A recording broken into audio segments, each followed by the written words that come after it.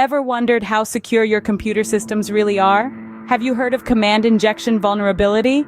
It's a security flaw that happens when an application passes unsafe data, supplied by a user, to a system shell. In layman's terms, it's like handing over the keys to your house to a stranger.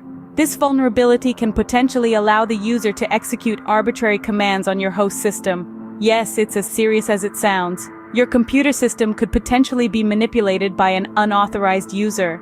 Now you might ask, how does this vulnerability actually work? Well, let's dive into the mechanics of command injection vulnerability. The crux of this issue lies in software, particularly web applications, that don't properly validate user input. When you input commands into a web application, it should scrutinize each one, ensuring it's safe before executing. When this critical validation step is skipped or poorly implemented, it creates a loophole that can be exploited by cyber attackers. They seize this opportunity to insert malicious code into the command line, akin to a wolf in sheep's clothing. This code can then manipulate the system's command line, effectively granting the attacker control over the system. Imagine the command line as the steering wheel of your system. A command injection vulnerability is like allowing an untrusted stranger to grab that wheel. It's like handing over the keys to your system to a stranger, and we know how dangerous that can be.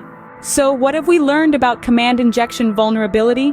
Well, it's a serious security flaw that happens when user input isn't adequately checked or sanitized. This oversight can lead to unauthorized system control, causing potential harm. It's a threat that's as subtle as it is dangerous, and it underscores the importance of stringent input validation. In the vast world of cybersecurity, it's a key player we must be aware of. Remember, cybersecurity is not a choice, it's a necessity. Stay safe, stay vigilant, stay